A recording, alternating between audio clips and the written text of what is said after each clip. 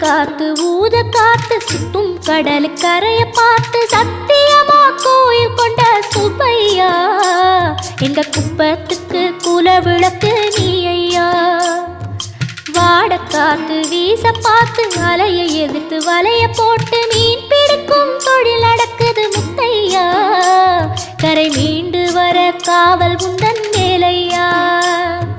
திருச்செந்தூர் ஆண்டவனே வேல் முருகா தினம் உனக்கு நன்றி சொல்வோம் மால் மருகா.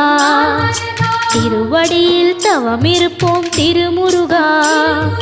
தீப்பெழுது நலமெனவே வடிவழகா.